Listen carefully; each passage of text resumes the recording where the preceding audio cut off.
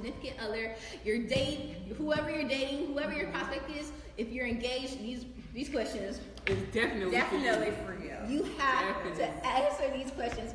And we got these questions from an article Jasmine sent us. You know, when your friends, y'all are always tagging people in different things. She sent these questions to us. She was like, she's trying to have us prepared for because we gotta take vacations. We have to. We gotta know all these things. Right. So. Exactly. So, funny story, we were answering these questions in the car on the way to Deborah's house for my birthday getaway. Woo! And we were actually so in depth with these questions that we actually missed our exit and we drove all the way to San Antonio instead of San Marcos because we were just having a lit conversation. Exactly. So these questions were like they're life-changing questions, seriously. Life-changing questions. So that's what we're gonna do. When you are picking your life partner, since we're all in the dating phase and we're most of us are usually in our 20s and above. Looking for the one. Yeah, we're looking for the one. We ain't playing games. We're not just dating anybody.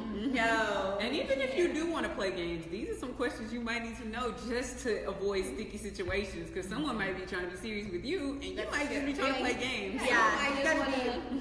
So these questions pertain to everyone. Exactly. So especially if you're looking for someone who is looking for your life partner, these questions are for you. Absolutely. Or if you don't know what to talk about, I know Tiff is always like, yo, what should I text her? What should I say? A little bit conversation. Yeah, so these are some great out there.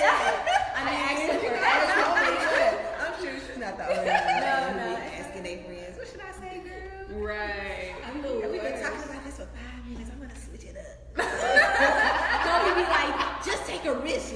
What you got to lose? Right. Okay, then. Exactly. So these are like late night combos, caking time. Yes. Pillow talk. Oh my god. Oh, that's funny. That's very true. So let's just dive right in. Okay. So, are you guys ready for question number 1? I am. All right, let's get started. Okay, so what you need to ask, especially if you're in the dating phase, if you're in a relationship with someone, you need to ask, would you move away from your family and friends for a job? And what that means is, if your significant other, if y'all are married, or not even married, and your bae or boyfriend or husband moves away for a job, will you go with them, or would you be like, nah, fam, I need to stay with my family. My brother's here, my mom's here, my friends are here, my business is here. My job is here. Whatever, your career is there. And if they get a different job, what y'all gonna do? Exactly. So those are something you really need to ask yourself and each other, because you don't know where your job, your entrepreneurship, where life is going to take you. And you need to know if that person is going to be down to go with you, or if y'all will make a compromise to live in different places and meet up on a later date or year. All these questions need to be answered, because you don't want to be in a relationship, all in love, and then they get a job that's of a lifetime. Yeah, that's true. That's happened to my friend. And they think you down, like they might think you down, like, oh, like you not coming. Right. Like, no, my family's here, or my work is here, my business is here. Those are really, like, that's a huge one, is where are we going to be? Not right now, but like in the next 5, 6, 7 years. Exactly. And that's something that's important. So I'm gonna hit it with y'all. Let's see. You. Oh, me? Okay. Go for it. Okay, so if I was in a relationship and someone asked me, and this, if I was in a relationship right now and someone asked me if I would move to wherever they're at for a job, I would say yes and no. I would move partly because I already want to be tri-coastal, so I want to have a house in DC and here in Houston and one in LA. So if they in any of those places, You move I would definitely move. I would definitely move if Inspire Fire was off the ground and my YouTube was off the ground. I would definitely move if that. If I don't have my businesses already full and running, I probably would still want to date them. But like, let me hurry up and get this off the ground so I could come be with you. Yeah. Right. I agree. I can. And yeah, just to piggyback with Tiffany, I agree completely. If my life, it's just that security blanket that you want, what I want, and a little bit more knowing stability, knowing that I have stability. And so if you move you may be good, but what about me? If we're not married and we're just dating, I'm thinking like, I think the smarter move, the more intelligent move for me would to be, I'm gonna wait till I get myself together, and like you said, we can continue to date. When you're in town, make sure you hit me up, but don't. I can't really date. I would like a long distance relationship. Oh, like an actual relationship. Yeah, Ooh. That's true. I would be open to it. Yeah, I would. Like you said, it just depends on if the person's job is secure, if my job is transferable or not. It depends on the stage of the relationship. It's a lot of factors that come into play. But I would be open to it. Yeah, I'm the same way. I feel like stage is very important. If our relationship is serious and we know that we're going to create something out of this, then definitely I'm willing to work with that. And sometimes long distance works for me too, just because it gives you the space, and sometimes it gives you that chance to miss each other. And not that you want to be long distance forever. Don't get me wrong, but it's something. But it's something that you can work towards. Like, okay, we're going to be long distance for about however long. Now you have to be long distance, and then we're going to come back together. So if we're going to be long distance, there has to be that promise of we're coming together. And I know for me, I would be willing to move if I know that my significant other is someone who's serious. Exactly. I would not move if we're boyfriend and girlfriend. We have to be like, okay, we're about to get married. Right. So, like, you're my wife, we're working towards this kind of thing. Then. So like engagement. Yeah, engagement, Okay. That's some good perspective. So it's going to differ for you. Everyone, you just have to understand what you want and what you're willing to compromise, and are you willing to go thousands of hundreds of miles away? Let us know in the comments. Yeah. Would you stay or would you leave? And I think it really does speak to like, that might be like a deal breaker. Like, you might really love this person and will be willing to do anything for them. So it's just like, it might be like the breaking point of like, I don't like it last time much. Let's just cut it out. Exactly. Maybe it's somebody out here meant for. I mean, maybe this just isn't the thing for me. Maybe somebody out here for me that that's gonna be right here with me right now, and that's okay if that's you. But hey, your significant other could be living across the country, and y'all can make it work. That's true. I feel like the biggest thing is just being comfortable with your intuition and knowing that you're making the right decision with breaking up with them or with moving for them, if that makes sense. You have to be 100% like, this is it. That's true. Absolutely. Number 2, and it's a huge one. Do you want kids? If so, how many and when? So ask that to your significant other. If it's a man and you established in your career and you got everything together and you like, okay, I'm ready to settle down, I want kids, and how many do you want and when? Because if the woman, she like, I need a couple more years, Can I travel? Can I stay real quick? You just ready for her to pop some babies out, that might need to be discussed. And same thing with a woman, like, she might want to wait and till she think that you're ready and established, and you may not be where you are, and you might like, I want kids now. So that's definitely a huge topic. Yeah, that's a whole human being. Especially if you're dating someone older. Like if you're a younger person and you're dating someone like 10 years older than they're you, ready. and they're like ready. You're like, hey, I'm still kind of young. I just got this snatch body. It's like 2 days ago. I just got it. I just made my goal. No, but that's actually a big one. That's definitely a huge one. Some people want to adopt. You have to be able to talk about that. I know you do.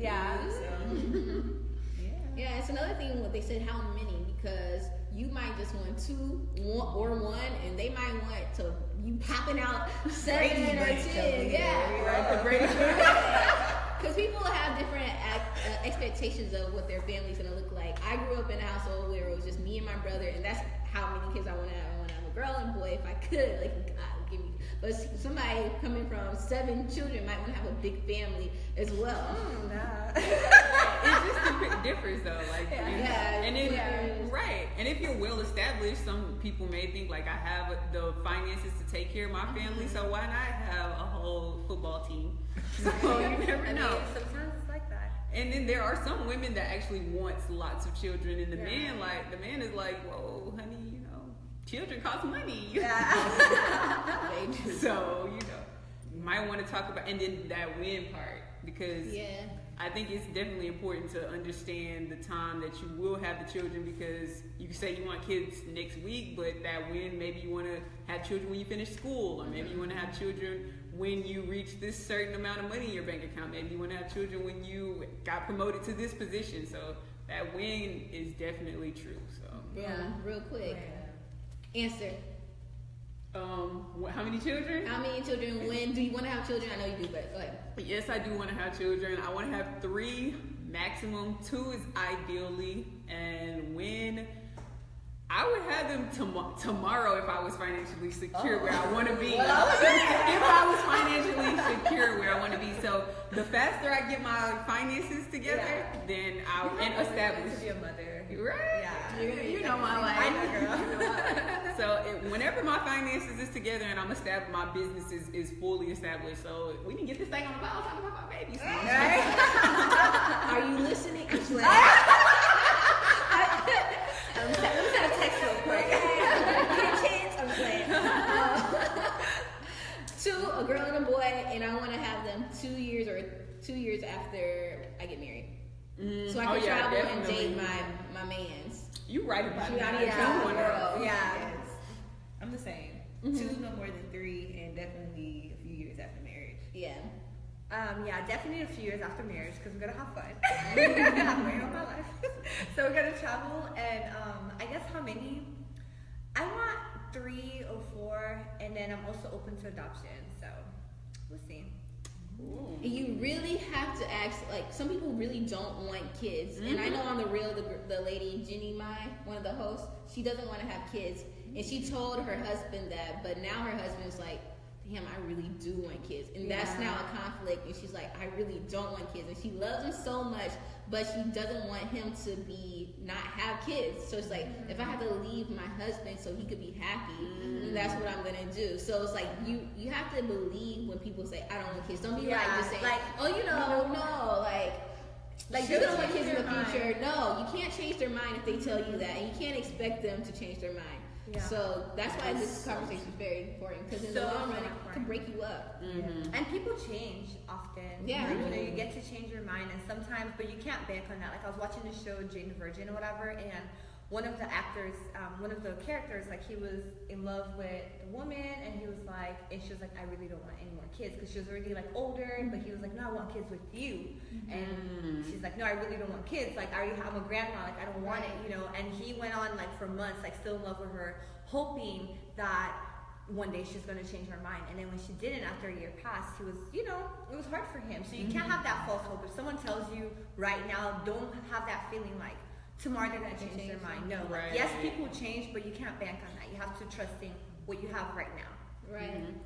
And another huge danger of forcing someone to have kids that don't want children, the children may be then born and they are a complete terrible mother or father and not present in that child's life just because they're holding on to some resentment of some sort of force. So you want a person that wants to have a child so they can be the best mother or father to that child that you're going to bring into the world. Absolutely. So I'm saying I don't even want you to wait until you're in a relationship to ask that question. You gotta ask right away. Ask that like a big prospect. Yeah. Because you don't want to fall mad head over heels for someone. Yeah, and you're like, I can't have kids. So your whole feelings, you already dove in. Right. That's true. So I'm talking second date. I'm sorry. Second date starter. Okay. First date. Question number. So how many kids do you want? Like what? Are you trying to have kids tonight? Question 3. How did your family deal with tension growing up? That's a huge one. It's a really good question. That's a great question because you want to know how your husband or potential wife will handle tension when things get bad. Some people handle it like this, and you don't want that. No, in a physical, in a physical way. Some people use verbals, and that can be either abusive verbal or like a good communication.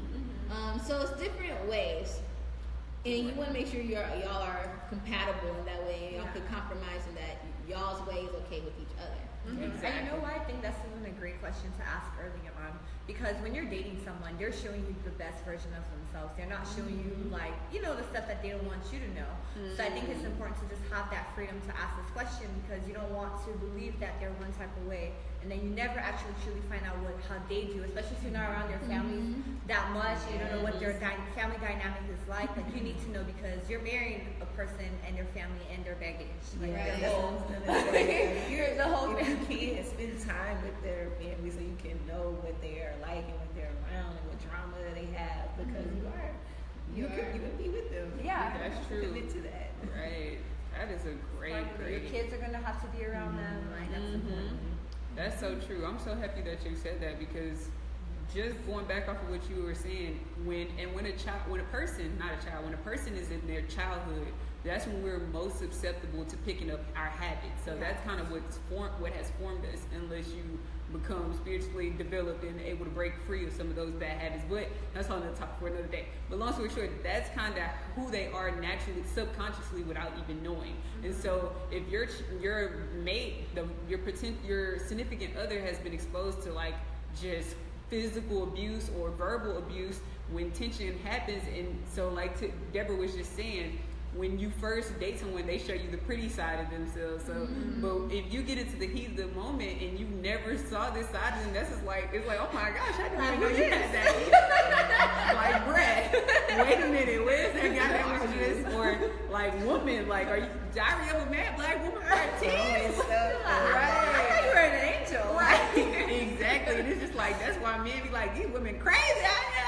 I thought you was cute, nice and cuddly, but now you're a Sour Patch Kid. Gotta ask that question. Gotta ask that question so you don't have no blindfolds ripped off your face. So just ask, and you don't have to be like, so how was you disciplined? This is it. It's like kind of, slide the question in, like, so what's the craziest thing you ever done when you was mad? Yeah. Keyed somebody's car. Right. Have you ever keyed someone's car? Did you light my car on fire? Like, waiting to exhale? Left Eye. Lisa Left Eye from TLC. Have you ever burned any houses down lately? Like, later. Like, how angry could you get? So. And I'm glad they said your family, because how your family is can rub off on how you are. Oh, definitely. So it's just like, you want to make sure that you're going to raise a family and y'all handling tension the right way, that y'all both respect. Right. Because when you marry, it's going to be too late. Like, you're already in that. You're in the marriage. So Exactly. I've seen this. Like, right. And just because someone don't handle tension the way you handle it, y'all can come to a compromise and say, okay, I know that's how you did things then, and I know this is how I may have done things then, but let's come to a mutual agreement, and when we bring children into the world, we're not doing that way. That way is not going to come into our household, because clearly it didn't work, because look at us now, or look at you now, or look at, so maybe we can redirect that. Right, boom. How you handle tension? I like to talk and look for solutions. You do, yeah. I'm a talker. I hate like silent treatment. I hate like when people shut down. Like, I don't want you to have your space. I want you to talk. I want us to talk about it. Like, obviously like a few hours, that's cool. But I don't. When I say space, I mean like, because I have friends who, when we have issues, it takes a couple of days, weeks to get to it. It takes a long time to get to it, and I'm the kind of person that in order for me to feel fulfilled, I need to make sure my relationships are together. So definitely, like, we need to talk. We can't go past a couple of hours. No, we can't. We need to address it, because then it keeps building on, and then more tension happens, and one day they're gonna be like, I want to take the kids, or how did I? You know what I mean? Like, that's how people, especially when divorce happens, it doesn't happen, because of one single thing. It's like build up after build up after build up. So you guys have to talk about it. You have to. In marriage, there's no space. You won. God said you won. Right. So. Communication. Yeah. How about you? It's communication. I cry and I pray to God, help me. I do not like confrontation. And it's communication, but like Trying to see where the other person is. yeah. It's communication, but I'm not gonna say that I'm perfect. Sometimes I was like, but I really am thinking like, okay, let me make sure I don't mess up like a low blow where this is not gonna be able to repair the relationship. But Yeah. So communication and pray, and I cry my eyes out. Right. And like you were saying, I'm not gonna say I'm perfect because it wasn't until my new relationship I started being big on communication. But I used to just do that little shelter and shield myself, and I wouldn't say anything, and then I wake up the next day and I was good. But now I'm like, okay, let's talk it out. I know that will probably help us come to a true solution. Yeah, that's true. Communication, man. Yeah. And especially if it's like with somebody who's my significant other.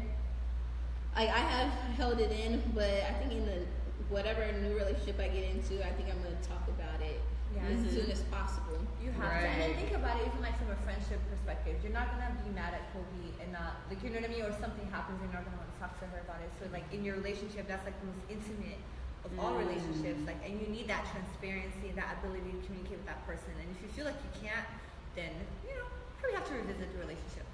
Yeah, that's true. But to be honest, like for me, even in friendships or even like relationships with my mother or my brother, I hold it in and I pray to God first, because sometimes I don't know how to come to them or when or how, or I'll ask for advice from like a trusted friend or a family member, so I can see it. Like, am I crazy? Like, how can I handle this? Like, not in the heat of the moment. I need to kind of like prepare. Yeah, I like that. Yeah. That's definitely, so what Tiffany is saying, when she feels tension, she likes to withdraw from the situation first, think about it as someone that, a trusted, a credible person, like a close friend, a close family member, and then go address, because sometimes that's smart that you do that, because sometimes the person that we're pointing the finger at, it could technically be us. Exactly. Oh, yeah. You can be right. You can be so angry at this person, just ready to rip them to shreds, but then you get that advice from your close friend, like, girl, you know you be tripping all the time when this go, and you're like, oh,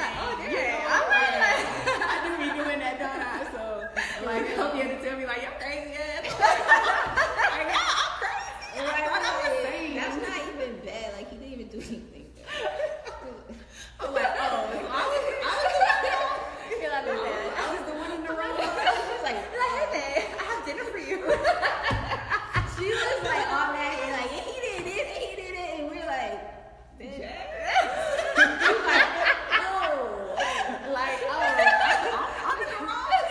so I should text him back. Oh, okay. Yes. No reality check. You do. You do. That's how you get good friends that can tell you the honest truth. Self-reflection, because it usually is like emotions. Like, wait, where is it coming from? Anyway, so do some self-evaluation. Right, that's a good tip for that one. So we handle intention, self-evaluation, communication still. Yeah. And Don't be nagging. right. That's not true. Going on and on. Let it go. Right. And You have a whole PowerPoint. 10 minutes I give a printout. Right. yes. 10 hours later. You still mad. Okay, so tension. We going to the next one. I love this one because my mom always kind of points on this, but she says it in a different way. So, what is the most important part of a marriage? What is the most important part of the marriage? This is what you're asking your significant other. Yeah. And this is why I say it's very important. This is why my mom used to tell me this all the time. She's like, you have to make sure your definition of marriage is the same as their definition of marriage. That's because two people think marriage is two different things. Yeah, that's true. Somebody might think that marriage is having a wife and having a side chick, like that's the normal, which is that ain't working for me.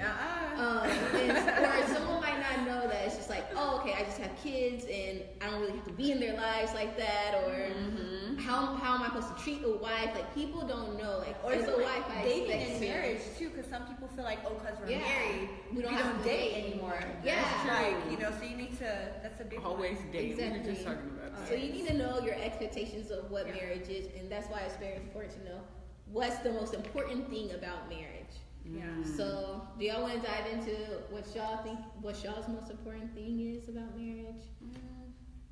No, we can. Okay, go for it. I was gonna say, like, for me, the most important thing in marriage is putting God first, and always, you know, like, because when you come together, like, you know, you have to have that accountability. Like, he can't just be working from his selfish point of view of, you know, what he thinks he should do, what he thinks he needs. Because when you get married, your needs become our needs. So when you have God first, you're able to put yourself second. So that's something that's important to me when it comes to marriage. Okay. Definitely. I would say growth and just evolving together as a unit, as one. Right. I like that. Those are mine too. Christ first, and being able to grow together and evolve together. Like, regardless, you're gonna change. Yeah. Right. So I want to be able to change with my person forever. Yeah. To that. To it down. And even after. Right.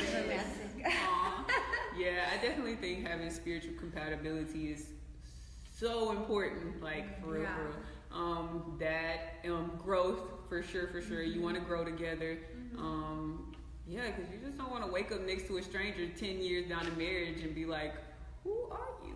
So, yeah, for sure that. I definitely think just the whole spiritual, emotional, financial. I'm sorry, y'all. Food ain't free. Yeah, it's not.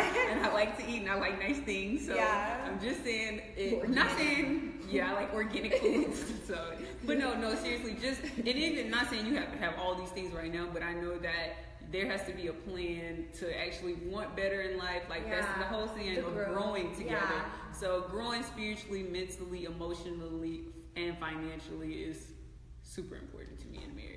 I'm the same way everything you just said.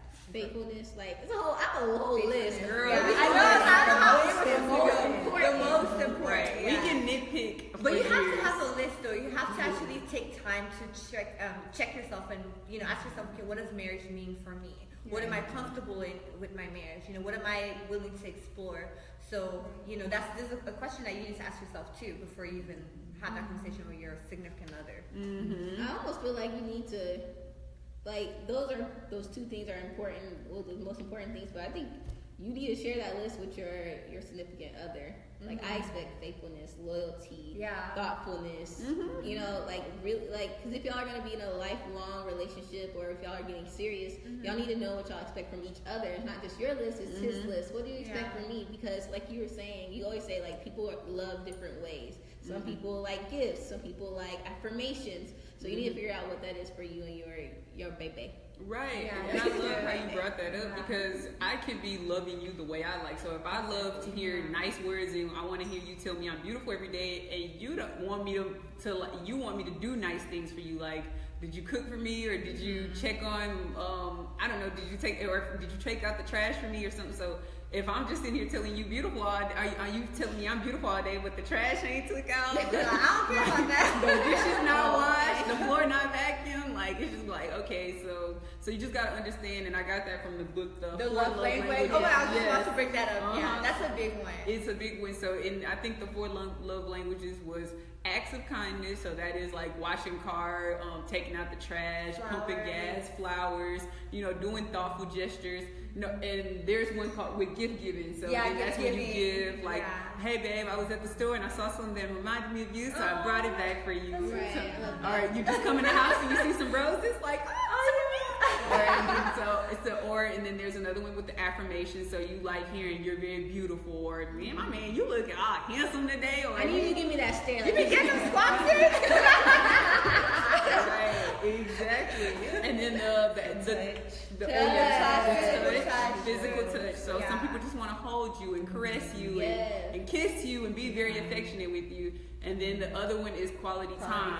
And so some people just want to be in your energy, like go on dates, be surrounded by you, just come over here and let me cuddle with you. And so it's important to know these types of things, because if you like random acts of gifts or services so you want to be taken on a date and you want him to give you a meal, and he likes spending time and he always just inviting you over to chill, and you like, man, you don't even love me, you always invite me to your house, you don't ever want to go out. A big deal for him. Right. And he's like, I just want to be under you, I just want you to myself, and you like, oh, that's how you show your I thought you ain't really love me because you don't never take me out, you don't buy me nothing. So it's just like you gotta understand so you can cater to one another's way of being loved. And it's that balance, because people think you have to love someone exactly the same, and that's not true. Like even in our friendship, we love each other in different ways. Absolutely. So you can't expect that because you're your husband or your significant other or whatever, if you guys are not showing love, to each other in the same way, doesn't mean that there's something wrong in a relationship. That's normal. It just means you have to adapt and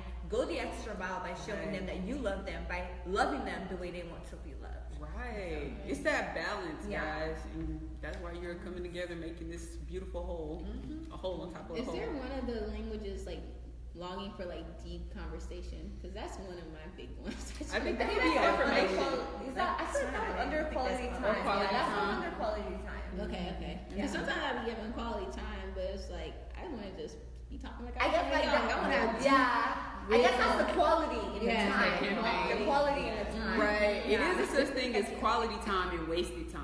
Yeah. So you got to get the two understood because if you, I'm not saying it's bad, if your significant other likes to go out to the club, or if I like to turn up and you like to, I'm gonna just say me, I'll be devil's advocate, even though I really don't in real life. But, and then if you like to go to bookstores and I try to take you out with me and you just sitting in the corner, I'm drink shots on me, y'all.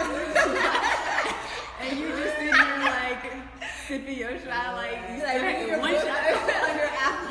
Reading your book on your app, and you just sitting there like, man, I could have stayed at home and just read my book if I wanted to. And so you got to understand what's quality time for you. Yeah. And if this person's idea of quality time is different from yours, then you may not be compatible, and you might just need to find another mate. Or even like compromising. And like talking about it and being able to not be selfish with your quality time over his quality time. You can say, okay, babe, I want to do this right now, and then next time, like, oh, we can do what I love, go makeup shopping or whatever it is. Like, that's true. Like I think it's just a balance, and are you willing to enter someone's life? Because people look at relationships and they think like, oh, we're cute together, or he's fine, or he does this, whatever. But the real deep things is, are you willing to give pieces of yourself to this person? Are you willing to sit back and let that person be first? I think that's something that's really important. You better be on point, girl. I've definitely been guilty of that in past relationships, like wanting to do everything I want to do. Like, why don't you want to be canoeing? Why don't you want to be all adventurous and stuff? But like, no, sit your ass down and watch a game with me and cook some damn hot wings or something. But yeah, you have to. There's a balance. That's true. That's so true. It's a balance. Okay, so let's go to the number 5. Number 5. Is there anything you would absolutely not settle on? Oh yeah. Go for it. Oh wait. You seem like it was already in your song. No, I'm joking. No, it's like that's like a major deal breaker. Like, is there anything you absolutely is like a huge word, like concrete? Absolutely. I would say someone who's not supportive of my career goals and my dreams. So I want the person that I want to be with, or the person that I'm with, to be supportive of whatever avenue or whatever I want to pursue. They have to support me. Like, they have to be goal chasers, basically. Well, no, just like support my your goals kind of thing. Believing you. Believing, speaking life, and letting you know that it's possible to achieve what you want to achieve. I would support that. That's important. Treatment. I want to be treated a certain way, and if you don't, then I'm not gonna allow. I'm not gonna tolerate nothing, less than how I think that I should be treated. Yeah. It's a good one. It is. Because you're a queen.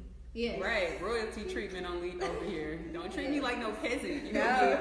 Fed to the lions. Right. Yeah. Right.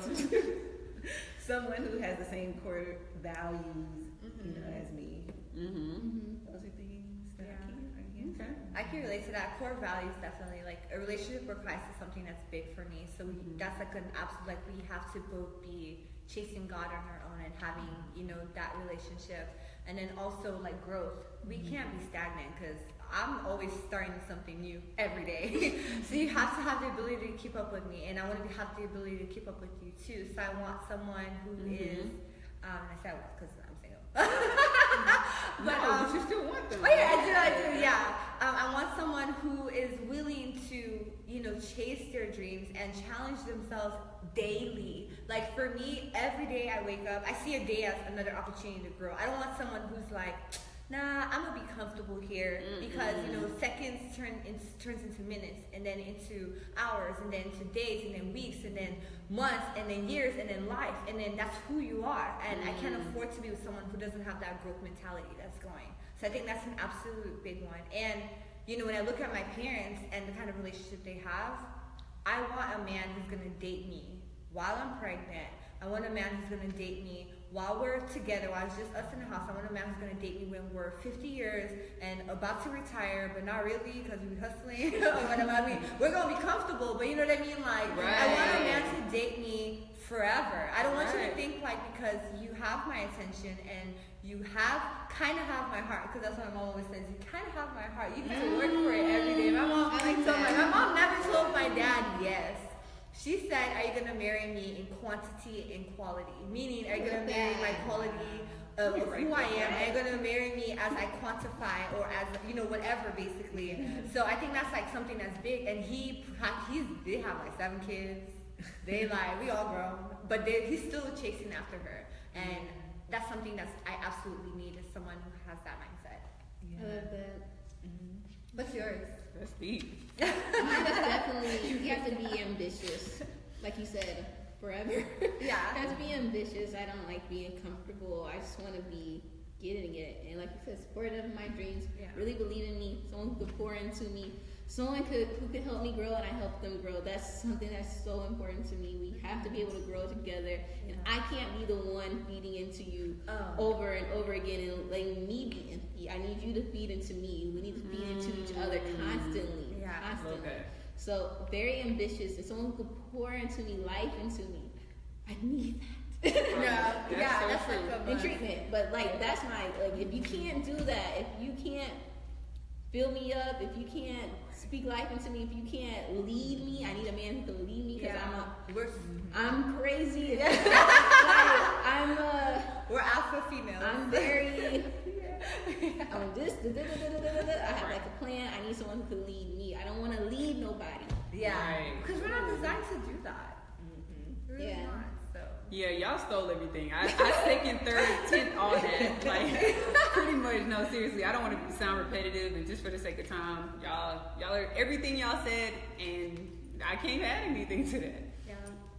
Okay. Next question. So, but you need to know what your absolute don'ts are, because you could waste your time, because you might be with someone that you know for sure, like, oh, he's not this, that, but you're like, well, maybe maybe they'll change. That maybe will change. No, you have to accept them for who they are now. Small things too, like, do you want dogs? Do you want cats? That's like a big one. Right. How big do you want to walk around with a pit bull around your kid? You want to live in the country, you want to live in the city. Right. You know, and I feel like one of my I feel like one of my big signposts that I have in my head every single day is when people show you who they are, believe them. Don't, you know, as much as you want to believe the best in people, if people tell you this is who I am, no, I'm not gonna go to church with you. No, I'm not gonna. I don't believe in all your hustles that you're doing. I think you're crazy. Or no, I don't want to upgrade my lifestyle and get that degree that I've been wanting to, or go get that better job to better support my family. If people show you who they are, and I'm speaking from experience because I did not believe them, and now I do. You know, and I'm at a place where I'm like, this is who you are. I can't try to create another narrative. I can't think things in my head. I have to. All I have is reality. Because you know, like when you meet someone and their potential, they look good, they talk good, they have a good job, muscles, biceps are looking good, you know. But they might not be who you need or what you want. And in your head, you're like, I can fix them. You're not God. You cannot fix them. You know. So if they show you who you are, just believe them.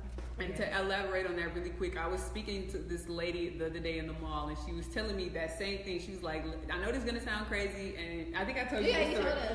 I told y'all this story. She's like, I know it's going to sound crazy, but what you should do, ladies and men too, because I met a pastor, and he did the same thing. He's like, with the lady specifically. So she was like, write everything you want in your ideal made down on a piece of paper. Like, it sounds crazy, but guys, writing is so powerful. It is 20,000 times more powerful than typing something in your phone. It sends 20,000 more neurotransmitters to your brain.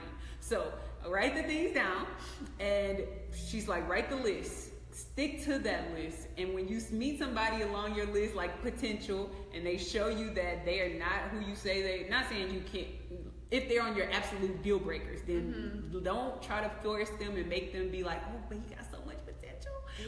Don't try to do that, because that's when she was like, when I start deviating from my list, that's when I start ending up with the frogs and the dogs, and the toads and the snakes. She was like, I know you're a snake. You're right, so like, dark and handsome. right. She's like, that's when you end up with these crazies, when you go deviate from what you already put out there. You know what you can tolerate, you know what you can't tolerate. So it's important for you to know what you want in order to get what you want. Yeah. So that's good. That's good. We're gonna we part to it. I don't know. Yeah, just keep going. Let's just keep going. Yeah. I think to emphasize on the list, because I've had a friend who, like Odia, like whenever she got married, she literally got everything she wanted in her, like all the deal breakers were on point. When I saw it, I was like, damn, like you really have a list. And I didn't realize how important that is, because when you write things down, it helps you to check. It's just like, I think it's a boundary thing. It shows you what you will allow and what you would not allow, what you stand for, who you are, because who you are is who you project on other people. You attract, the law of attraction. Right. If you're not all those things on your list, y'all know God don't play. You're not gonna get anything on that list, That's true. So, you can't ask for anything. Right, everything, right? And God's like, oh, so you go. Oh no. That's so true. I want somebody with a credit score of That's so true. somebody healthy and fit, but you're sloppy. And like McDonald's every day. No, that's like important, yeah. I can't do it. Like lists are important. They are. But yeah, no, that's good. I love that. That's true. All right. Number 6. What is your health history? Very important. Yeah. Have you ever had an STD? No. Yeah. You gotta get tested. All right. What's your family's mental history? Yeah. Is cancer or diabetes, is that commonly known in your family? So just getting a check on all of those medical. Even like your blood, because like Blood how type. certain blood types you can't mix, so you need to know those things. Even You know what- allergies or something like that. If they Yeah. have asthma or allergic to something, you need to know these things. Right. 'Cause Yeah. if you bake them a cake and they. Oh yeah, you give them some pineapples when you're allergic to pineapple. Right, you trying to surprise them They're with their like, favorite Hitch, dish. remember Hitch when he got the he had the whole so yeah, you gotta know. Yeah. Got to know. Absolutely. Health is something that's important. So definitely exchange that health history. Absolutely. And that means you gotta check your own. Go get tested. Right. Go get tested. Very important. I like this one. Number 7. Are you or have you ever been addicted to pornography? That's a good one. Yeah. That's a a great good one. because it can mess up just your reality or your relationship. It can get in between it. It can actually, like, I had a friend whose boyfriend, he wanted them to watch pornography together, and she didn't realize till later on when she had fallen in love with him. Oh, Dad, we do that together? Like, okay. Like, you know what I mean? And she wasn't comfortable with that because then she felt, like, insecure, and she saw, like, he was an addict, and he, like, it was a lot of, what the relationship looked like was he was feeding on pornography. And it wasn't something she was comfortable with. So it's like, you need to know these things early on. You don't want to wait till you're all in love with him, and you're over here compromising yourself and your beliefs and what you think, and your selfhood, Right. because you didn't know this person had an addiction. That's like a really good one that you need to know. Right. And it can create false expectations for a person. You can expect for things to be this ginormous, and he can expect to put you in a pretzel position, like no, that's not real. Like, so I think you should definitely discuss it just to know where your head is at when intimacy do come into place, so you don't have expectations that are just completely off the radar for you or for them. Yeah. You gotta ask, I don't know if we're gonna get the question, but you gotta ask about sex and all that stuff. Like, are you comfortable doing this or using this or whatever? Because some people don't really ask, and sometimes they feel uncomfortable and they're like, I don't think I like that. Gotta be good.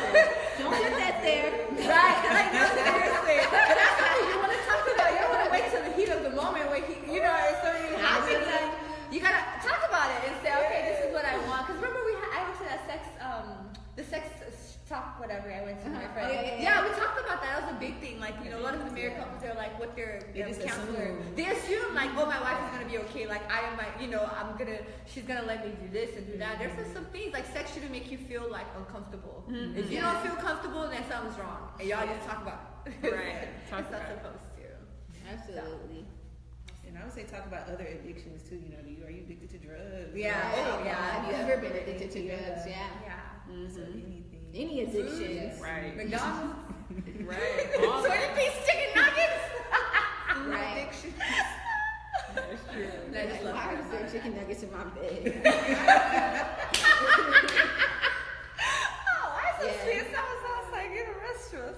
Oh my gosh. Yeah. So talk about all addictions in Yeah. a I'm nutshell. trying to put everything out on the table. Yeah. Right. And it's okay, especially if that's someone that you are thinking about living your entire life with, someone you're in a serious relationship with, because you have to put that trust on the table to be able to confide. Like, yes, I do have an addiction, or okay, you have addiction, I'm gonna help you through it, or I can't go through this. So it's just like you need to put it on the table. Yeah, you need to let people have that be able to make that decision, because you can't let your fears of, especially if you're saying you're going to be in a relationship with this person, you can't be afraid to be raw and honest with them, because then what is your relationship built on? Right. You have to have that trust, that communication, that like bond, you know, so you can't, you know, hide something that's serious about yourself in fear of having that person turn away from you. Then that's wrong on your part, and you're not giving that person a decision to choose if they love you, because at the back of your mind, not only are you lying to this person, but you're also, you know, you don't know if this person wants to be with you.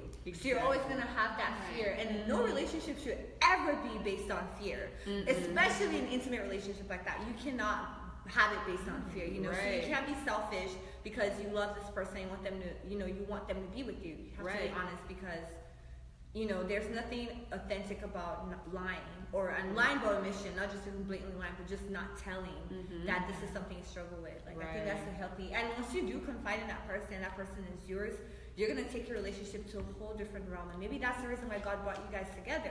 You know, not to fix each other, but to grow together, for you to like influence that person. Like, maybe if someone's struggling with, like, oh, I've been trying to get healthy all my life, but I'm addicted to this type of food, and you know, food changes the chemicals in your body, so you do get addicted to it. And if you can honestly tell someone else, they can say, okay, let's sit down, let's talk about this, let's get you some help. Do you need counseling? Like, and sometimes you might not even want to talk about it with your significant other, but you can get professional help and counseling. That's so true. But there's no healing if you don't talk about it. Right. You gotta get healed. So when you talk about the addictions, it helps you to becoming one step closer to eliminating and finding the solution to the addiction. Yeah. And if they truly love you, they're gonna love you, flaws and all. Yeah. So I don't think that's something you should be able to hide. I think that's something you can totally work through. If you're willing to work through it. You have to. And yeah. So boom, have you ever had a porn addiction? I'm sorry. Next question.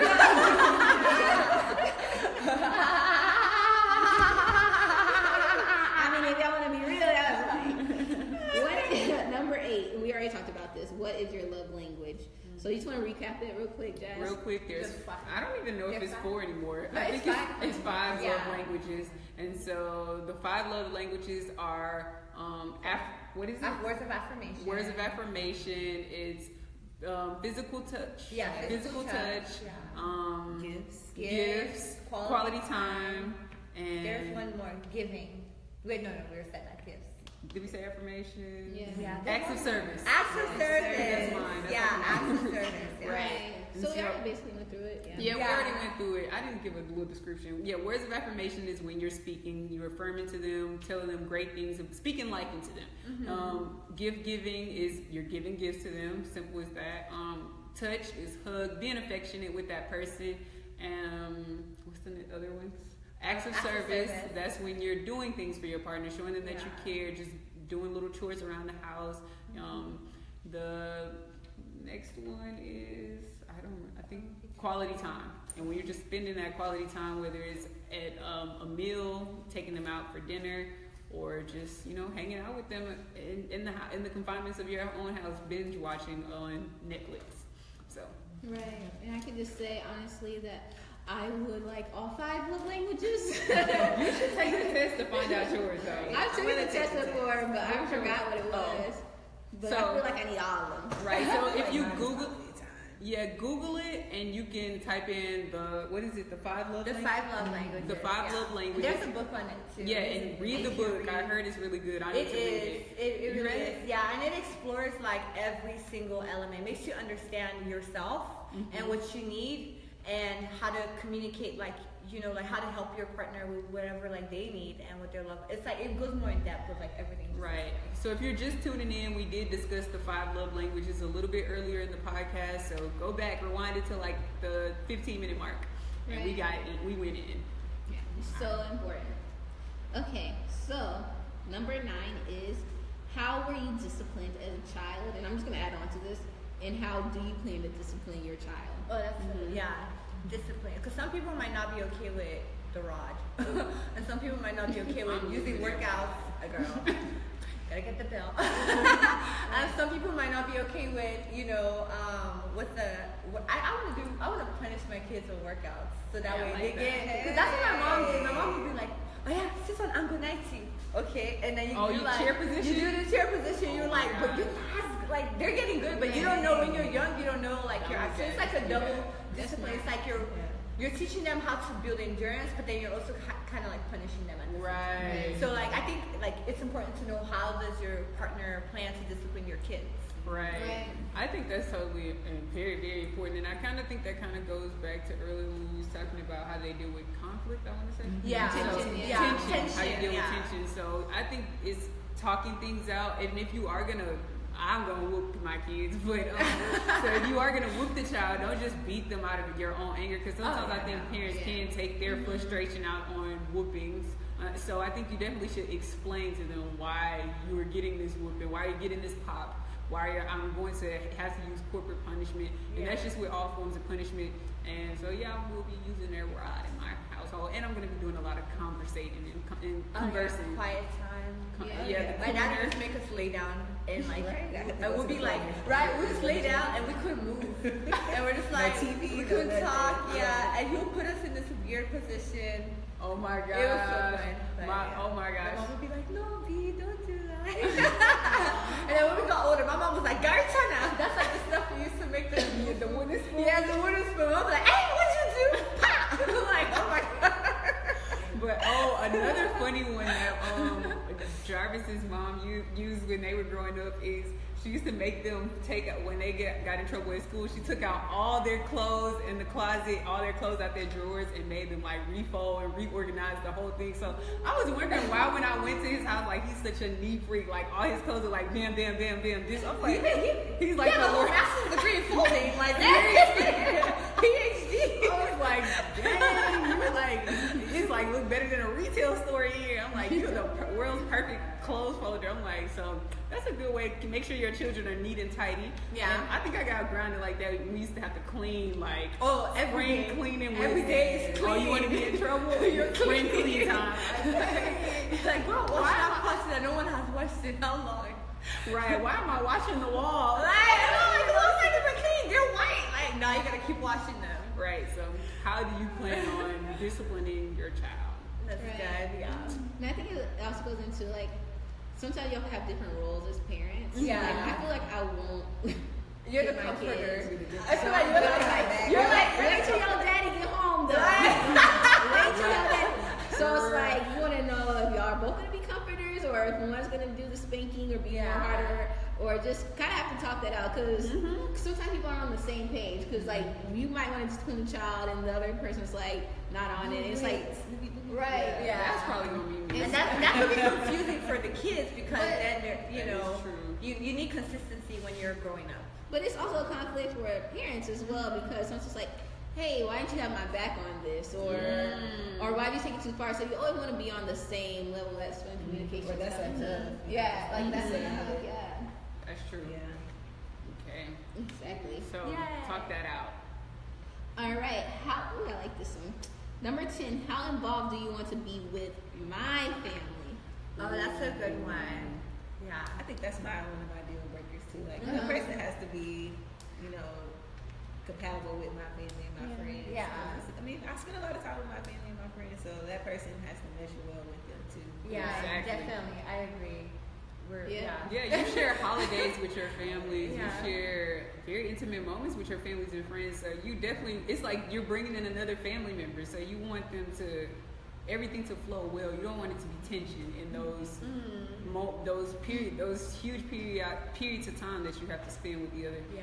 Right. I remember one time when I was dating this guy, he wanted to be with me 24/7, like literally, and that was like something we didn't get to talk about, is like how really, because I would be like, oh, I want to hang out with my family, oh no, let's go do this instead, you know. And that could cause a lot of friction in your relationship if you're not upfront, because I love my friends and I love my family, and whoever I'm with, like they have to mesh well with my friends and my family because they're my lives, you know. So that's definitely an important conversation, because I wish we had that conversation, because we probably wouldn't have dated.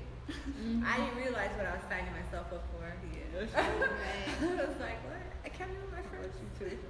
Oh, you definitely have to. I want to be able to mesh well with your family, and I want to be you to mesh well with my family. I want you to be around, and my nephew's jumping on you. You like get off. Like, no, I want you to play with my nephew. I want you to talk to my mom. I want you to be talking about sports with my brother. Not just be there, but be present. Yeah. Because there are some people that bring their significant other to like cookouts and stuff, and they're always in the corner by themselves. Exactly. They're interacting. And it's awkward. Yeah, and like anybody got time for that. Right. I want you to be like telling jokes and like laughing and you know, being a whole family. You know, because that's what it's going to be. Because when you have kids, you don't want that awkwardness in that relationship, because then your kids are not going to mesh well with their cousins, and that's how family issues come up. Is that, you know, like they're, you know, that's basically like, it brews. Right. I think it should be to the point, like, I want them to want to be with my family, and I want them to want to be with their family. Like, oh, I love when we get together, we just chill. Right. Because essentially, their family becomes your family. That becomes your mother-in-law, your father-in-law, your cousin-in-law, like. So your sister-in-law. So that's so true. I don't want to be like, oh, we gotta go to your mom's house again. You just love your mom. Yes, she birthed me. I love her. So, and it's gonna be a healthy balance too, because I know there are some like mama children for real. Going based on, I just thought about something, and I don't know how it is like, because I know in the African culture, like a big thing is like when parents come over to visit, they don't like get hotels; they stay in the house. So for me, I don't know how they better. Right? Okay. I just want to make sure. Yeah, because there's some people who might not be comfortable with your mom coming and spending the week or two or a month like in your house. So you want to be able to talk about it. So if my mom has to come, I mean, she stayed in my house. I'm like that. My mom gave birth to me and raised me and fed me. She's living in my house if she needs to. Like, you know, I mean, not forever, but you know what I mean? You know, but if she's in town, I'm not going to make her, I'm not going to make her get a hotel. Like, she's going to stay here. But believe it or not, there are relationships like that where they're like, I don't want your mom in my house. And then that causes tension. And then you have to, you know, get your mom, and this is actually a true story that happened to someone. You know, and then you have to get your mom, you know, a hotel. And it's like, that's awkward. And then that causes a friction in your relationship with your family. So you need to talk about boundaries and like what boundaries he has and what boundaries you're just like, and that doesn't exist in my life. Like we don't do that, you know. So I think that's another question that needs to be asked before you get married. Like, would you allow your mother to stay with me? Because after a while, you need to take care of your mom and your parents. And I already told my mom, like, hey, if you ever need to stay with me, like, you're staying with me. Like, I might have to build a house right next to my house, but I'm gonna take care of you. Or it might be a underground, a guest house, an attachment to the house. My husband's gonna need to be okay with that, and I would be gladly take care of his mother. Because they're no home. Because that's family. Right. Yeah, that is. That's a big one. But some people are like, I don't know. But then you also got to factor in, what if it's a different family member? No, just mamas and daddies. No aunties, no. They can take care of themselves. Cousins and brothers. No. They can get No. Only your parents. My mother, no. And it's got to be a good parent, not even like, not your drunk daddy, you know. That's real though. That's real. No, that's real issues that you need to talk about. You don't want that around your kids. No, especially if you have kids or younger kids. Like when you talk about molestation and all that stuff, you gotta make sure like it's someone that you can literally go like die for. That's one in our house. So we gotta talk about that because some people might be comfortable bringing their brothers and maybe have like or sisters or whatever. You have a teenage daughter, and you have a teenage daughter, or because you hear about cousins all the time, like older cousins like raping their nieces, and you don't hear about it till like they're 20 something when they found freedom. Right. That's true. Can't put my daughter through that. Yeah, ain't nobody coming. We'll get you if you my brother that bad. We'll pay for your rent. Yeah. We'll get you an apartment down the street. You know, That's real. That's real. That's very true. But yeah, you have to have those conversations. Yeah, that's important. Who can stay over? Right.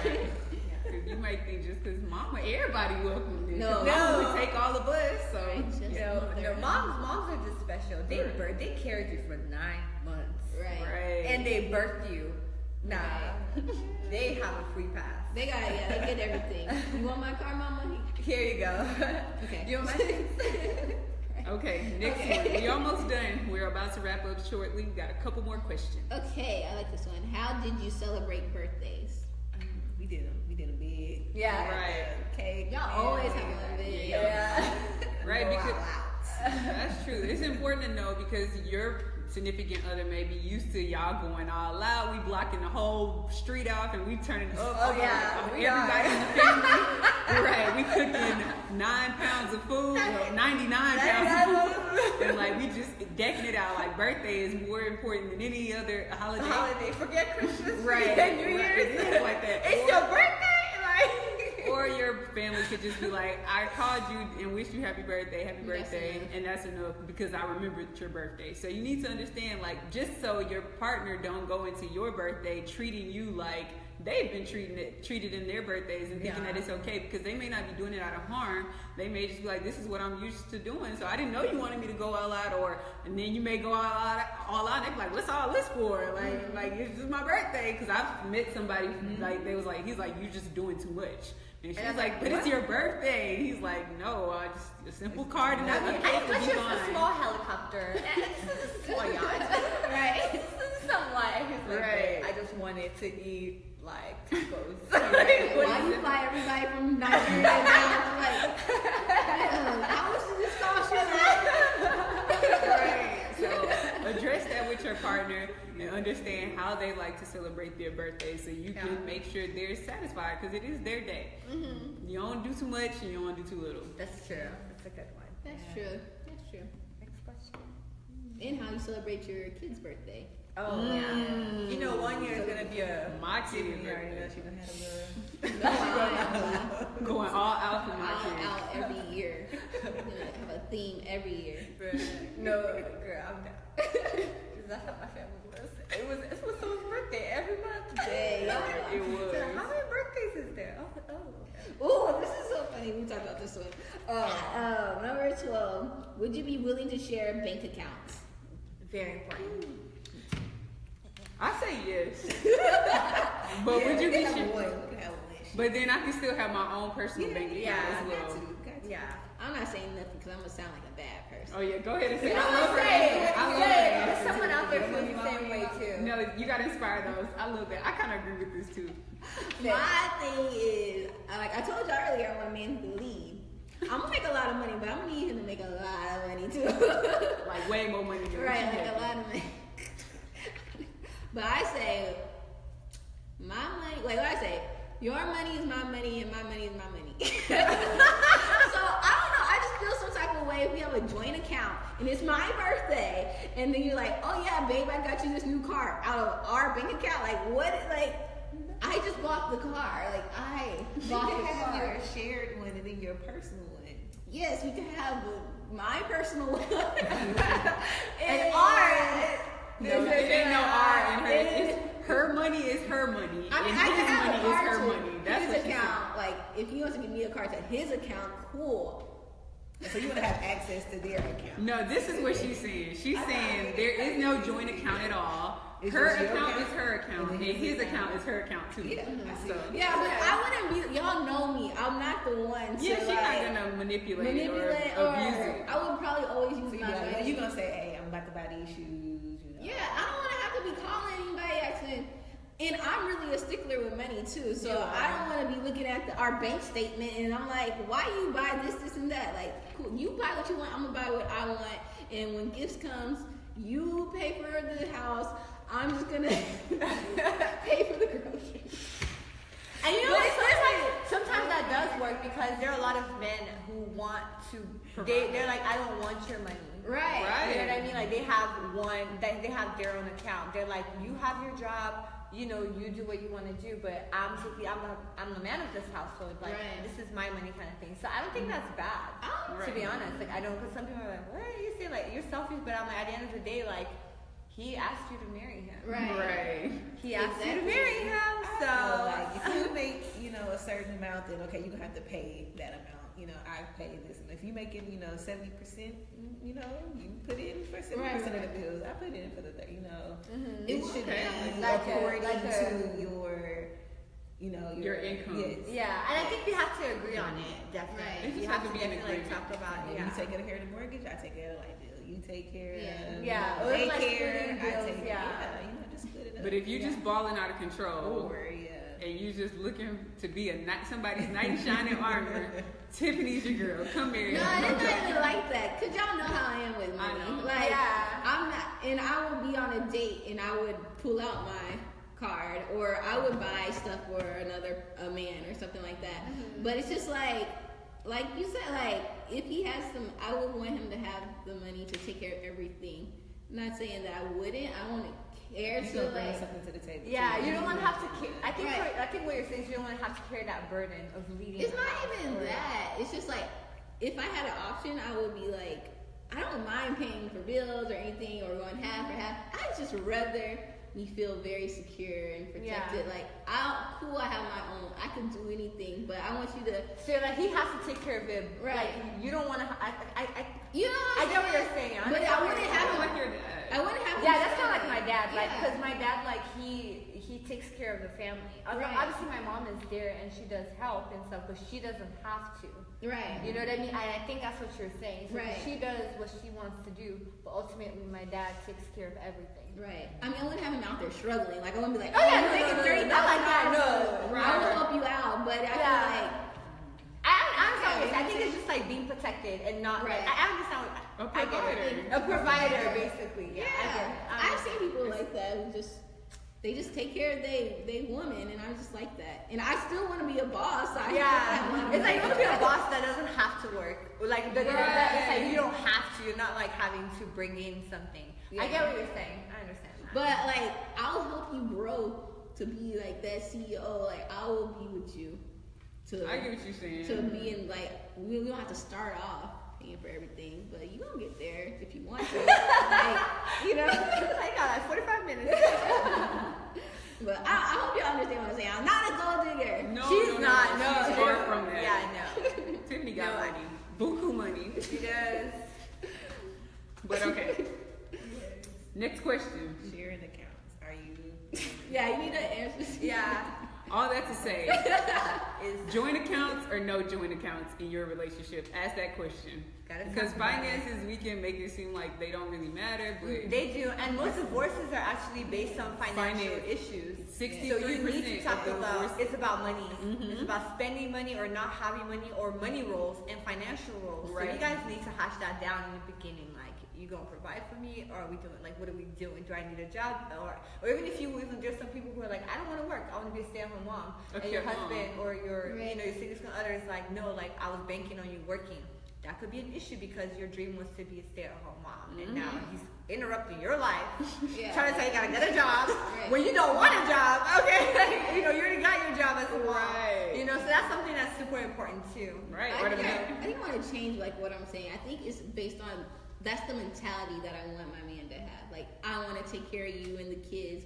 Whether you want to work or not is up to you. Like, that's what Emmanuel said about him and his girlfriend. He said, I want her, like, she can work and she cannot work, but I'm going to take care of everything. She has the option to make that for herself. So I was like, but I'm going to take care of it. I just want that's the same mentality with my dad. Like, it's like my dad has never told my mom, don't go make money, because she does. Like, she does work and she does do all this stuff, but she doesn't have to. And I understand. That's why I get what you're saying. It's like, you don't want to go into a relationship feeling like you're going to go have half of everything forever, because when you enter that relationship, he is the head. Exactly. And he's the breadwinner. You know what I mean? So it's like you want that flexibility, and I've seen that even with my other friends. Like, you know, their man, like, they make, and it's not that you're waiting for him, but it's he's taking on that, like, babe, I got you. There's just something romantic about saying, babe, you know, go hang out with your friends.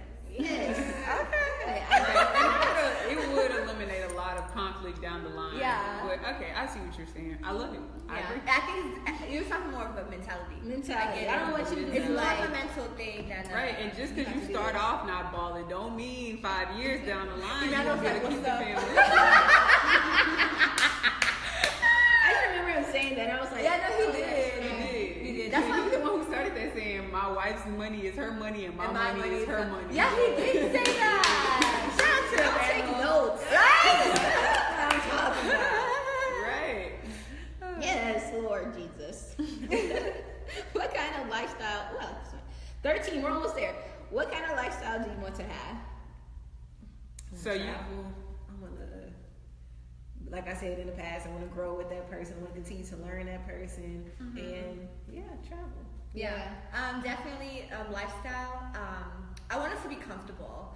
I want like what my parents are just like Goals. My parents are my goals, and not because they're my parents, but because they're like you guys know them. They really are. Like they go on dates, they like have fun. They're having fun right now. Like I love that they have such a free lifestyle where I want a lifestyle where that's centered on like loving people and God, and I want to build a home that's full of light. Like when you come into our house, it's like you feel at Very home. inviting. It's like it could be your first time meeting us. I want that kind of lifestyle where people see my family and they immediately like see the God in us kind of thing. Like I want that. I want us to not be, I want us to be at a comfortable place where he can be like, babe, like we've been working hard. Do you want to go for the weekend to like Paris? Or Right.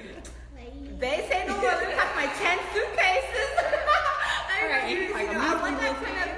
Yeah, I want a comfortable lifestyle, and I also want I want us to be growing. I want us to be children because I don't think I'm ever gonna grow up. I'm gonna grow, but I'm never gonna grow up. I want to have that childlike mentality all the time. I want us to be laughing like how we first met. I want us to have our jokes.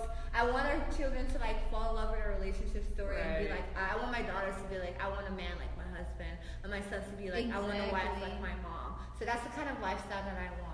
Right. And, beautiful. I just want them to. I just want my family to just be slaying lives. Exactly. And they will. And they are. Y'all want to move to the next question, or y'all want to tackle it?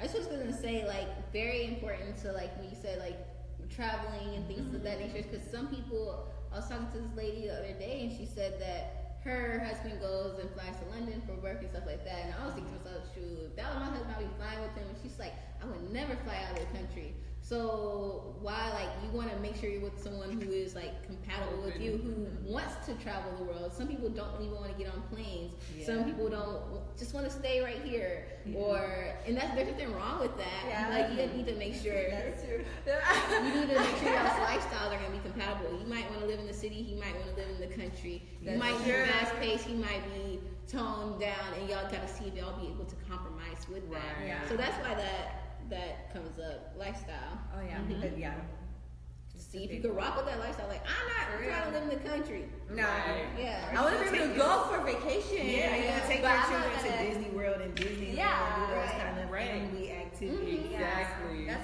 that's a good one. Even like going back, I went to the sex ed class thing. It was really cool. But they talked about how one of the men was like, I can't be without my wife for 2 weeks. Right. Like, I'm like, okay, so you just gonna cheat on me in 2 weeks? Like, you have to talk about that because some guys are like, 5 days is my limit. I gotta get it in, whatever. So it's like you need to make sure that you're communicative. No, it's scary. I can't be like that. Although I hope we're gonna spend a lot of time together, but I can't do that. Like 2 weeks, you can't control yourself for 2 weeks. We're not supposed to be together. So that's something when he brought that up, I thought I was like, dang, like 2 weeks is your month.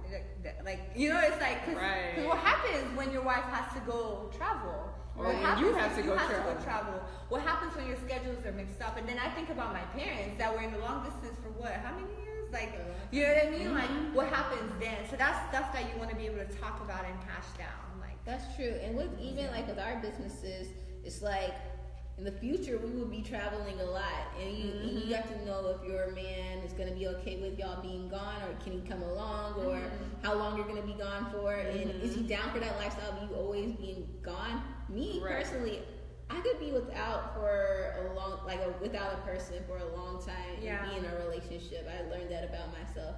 And I'm good. I can see you in a month or 2 months, and I'm good as long as we're talking. Yeah. So it's like, but other people are like, nah, I need to be up on you all the time. Yeah. So it's just like, you have to know. Have to know. Communicate that early on in the relationship. Oh, I also want to talk about a lifestyle. Like, do you want to lead a healthy lifestyle, or are you eating fast food every day? That's good. Or are we cooking dinner? Right. Are we spending money to eat out? Yeah, that's a big one. Exactly, because that could really conflict. Are you working out, or are you sitting on the couch? Are you meal prepping? We gotta meal prep, because I meal prep. Are we gonna sit down and have a formal dinner? Are we gonna be on couch potatoes? Are we watching TV while we eat? Yeah, that's like a big thing. Yeah, family tradition. Are we praying? Are we going to church? So many things. Like, you hit some points. That's so true. You gotta think about all these. Even education. Some people, I know some couples are like, well, our child is going to have the decision to go to college, while some people are like, no, our child is going to college, kind of thing. So you want to talk about, are you the parent that's like, you have to go to college, or the parent that's like, they can use their college funds to travel the world? You need to hash that out, because no, seriously, you know what I mean? Like, like Heather Lindsay, that's what she's doing with her husband. They're saving their college fund for them to, do whatever they want to do. So it's like, that's a big thing that you want to know. So this is just a lot of different things you have to put into perspective before you start a relationship with someone that you want to grow long term with.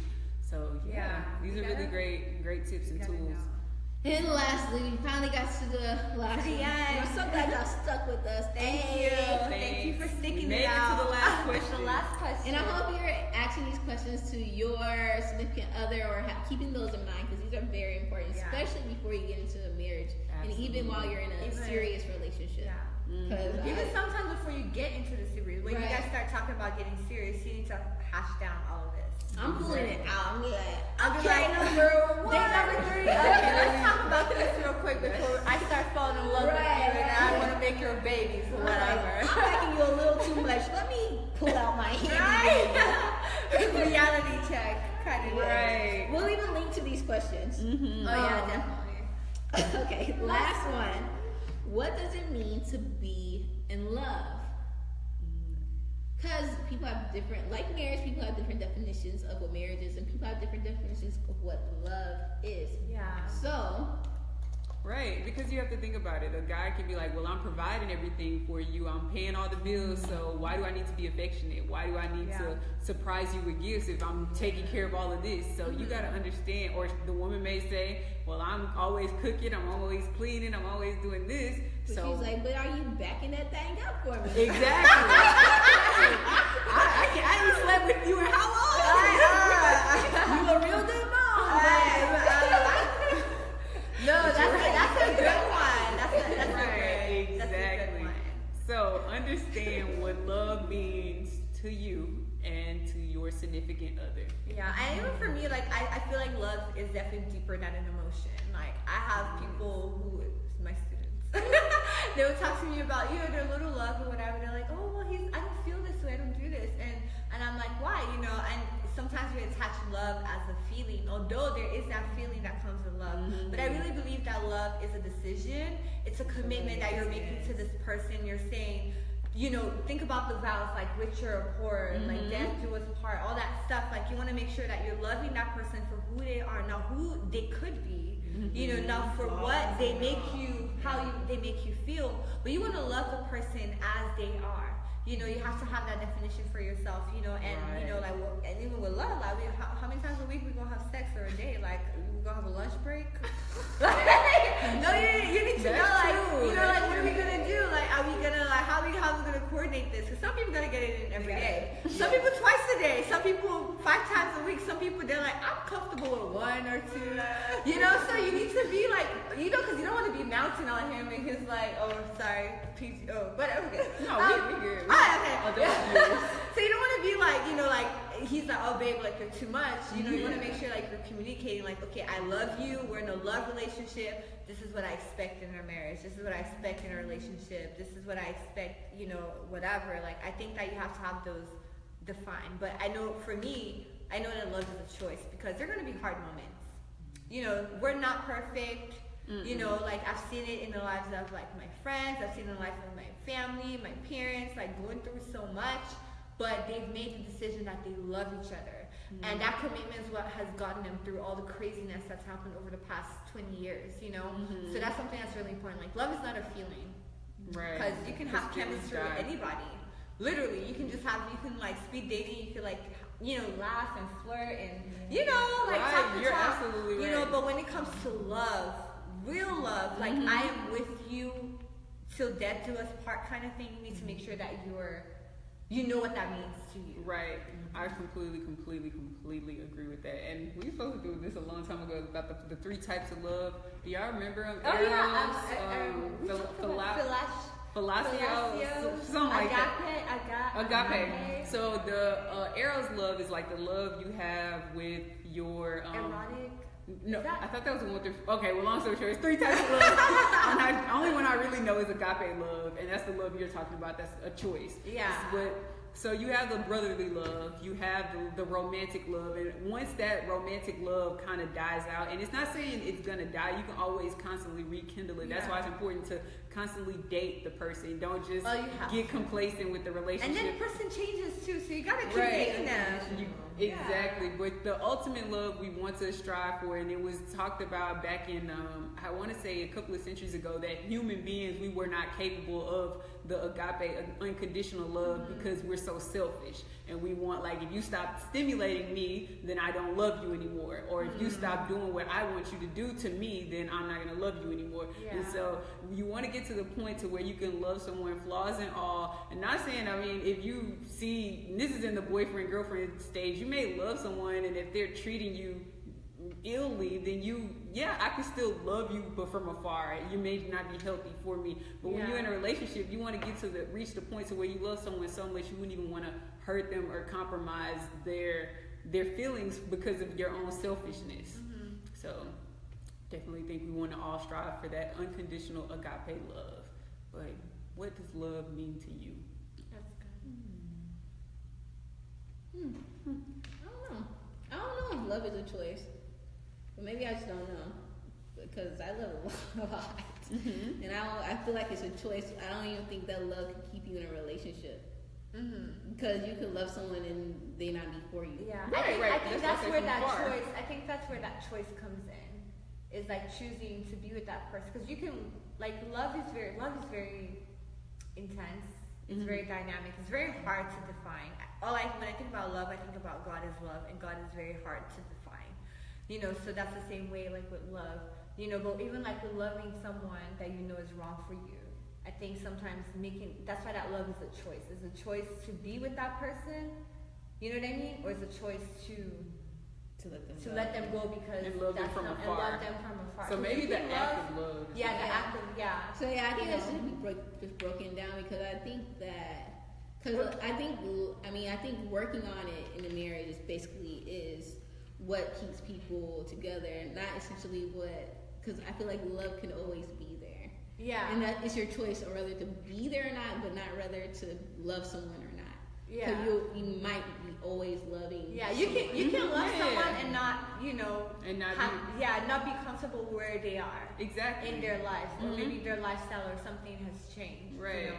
But that's something you definitely want to talk about with your bae. So we might have to do a whole other podcast for what is love. What is love? Yeah. Now I was thinking about that. I was like, what is love? I mean, I know love is God, and I know I have a lot of love in me. But what do I think love is within a marriage? I'm ready to talk about that podcast. Yeah. I got some gems. Oh, I'm down. So, but we are going to wrap it up because we finished all 14 questions. Those of you that stuck it out with us, thank you all so much for tuning in. And y'all know what time it is.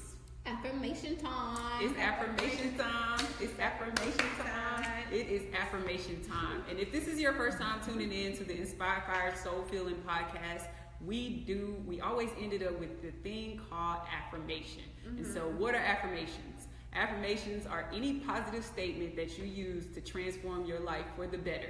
And so the most common affirmation is the I am affirmation. Yeah. And whatever you put after the word I am, you become. Earl Nightingale says, Earl Nightingale actually quoted that whatever you put after I am, you become. And even biblically, it states, let the weak say, I am strong. So when you're feeling weak, you don't affirm that you're feeling weak. You affirm that you are feeling strong, or any other positive affirmation that you want to throw out there. And so it's 4 of us and hundreds of thousands and billions of you.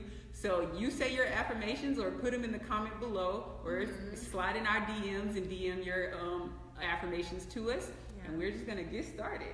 Who wants to start us off with your I am affirmation? I'm gonna do one I always do, which is my favorite. I am shalom, which is I am peace, I am love, I am happiness, I am all that wrapped into one. Yes, you are. Yes.